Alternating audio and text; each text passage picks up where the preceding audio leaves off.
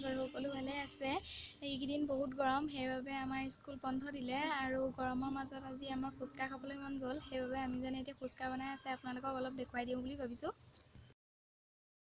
এতিয়া এইখিনি ফুচকা ইয়াত থৈ দিছোঁ আৰু এইটো ফুচকা মই এতিয়া দি দিছোঁ তেলত। তেলখিনি ভালকৈ উতলা নাছিলে, হ'লেও মই আগতে দি দিলোঁ।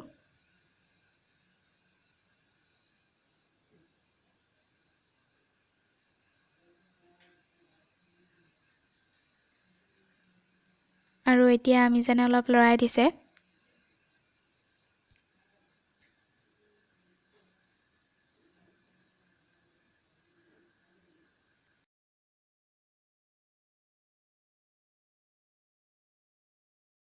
এইখিনি তেতেলী পানী ফুচকাৰ লগত খাবলৈ তিয়াই থৈছে। আৰু এয়া আলুসনা। এতিয়া আলুসনা আৰু তেতেলী ৰেডি হৈ গ'ল।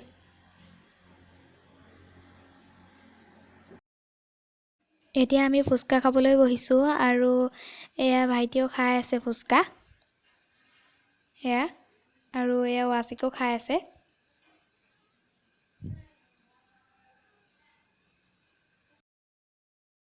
এতিয়া ইতিহাজো আহিছে আমাৰ লগত খাবলৈ।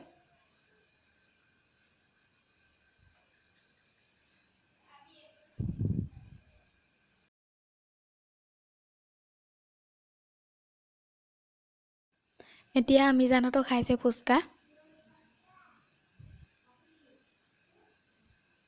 এয়া খুৰীয়েও খাই আছে।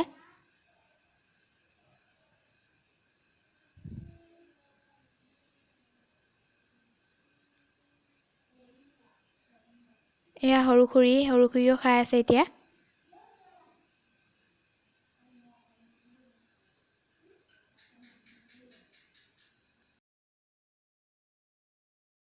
ফুচকা খাই আহি মই এতিয়া আৰ্ট এটা কৰি আছোঁ আৰু আৰ্টটোত কালাৰ কৰিছোঁ ৱাটাৰ কালাৰ।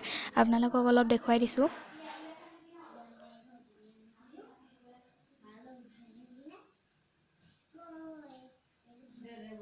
এইটো ছবিটো কেনেকুৱা লাগিছে জনাবচোন। আৰু আপোনালোকক মই আঁকি থাকোঁতে দেখুৱাবলৈ নহ'ল, সেইবাবে মই কালাৰ কৰি থাকোঁতে দেখুৱাই দিছোঁ অলপ।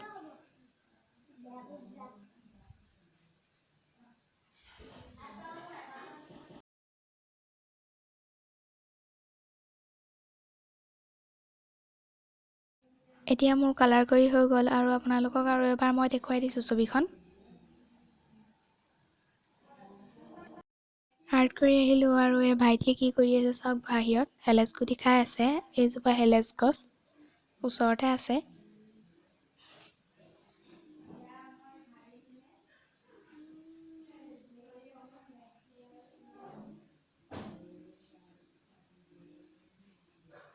এইবোৰ হেলেচ কিমান ধুনীয়া হৈছে দেখিছেনে?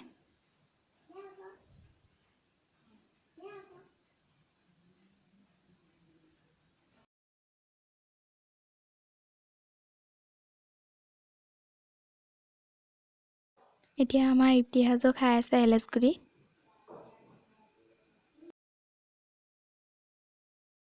গধূলি আমাৰ ঘৰত দোৱা কৰাব, সেইবাবে এতিয়া আমি জানে ক্ষীৰ বনাই আছে।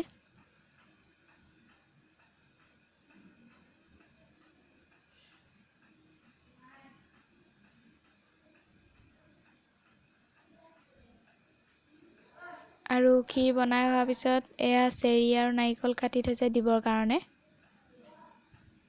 এইখিনি অকণমান দেৰি আগতে ভণ্টিজনী আমাৰ ঘৰলৈ আহিলে মাহীয়েকৰ লগত, আৰু এয়া ইতিহাজো বহি আছে।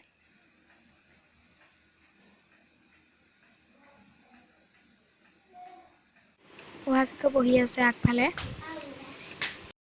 দোৱা কৰি হৈ যোৱাৰ পিছত ভাইটিৰ মেগী খাবলৈ মন গ'ল আৰু মই এতিয়া এই মেগীখিনি ভাগ কৰি দিছোঁ আমি চাৰিটাই খাবৰ কাৰণে।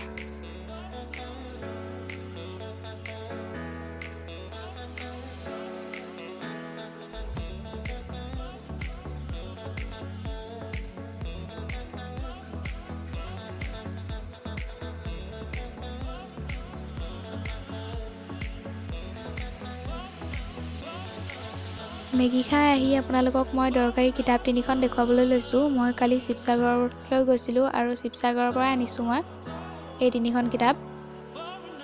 এইখন ফকৰা যোজনাৰ কিতাপ হয়।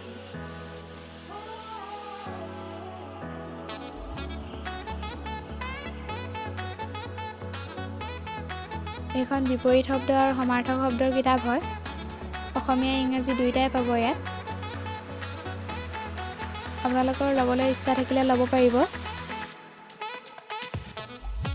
এই কিতাপখন ভাল হয়, আচলতে আপোনালোকে আনিব পাৰিব। আপোনালোকৰ ভুল উচ্চাৰণবোৰ শুদ্ধ কৰিব এইখন কিতাপে। আৰু এইকেইখন বেছি দাম নহয়, আপোনালোকে আনো বুলি ইচ্ছা কৰিলে আনিব পাৰিব। আজিৰ ভিডিঅ' ইমানেই আছিল আৰু আজিৰ ভিডিঅ'ত ইমানতে সামৰণি মাৰিছোঁ। আৰু আগলৈ মোৰ ব্লগ চাবলৈ হ'লে লাইক, শ্বেয়াৰ, কমেণ্ট আৰু ছাবস্ক্ৰাইব কৰাৰ লগতে কিনাৰতে থকা বেল আইকনটিত ক্লিক কৰিবলৈ নাপাহৰিব। Bye bye.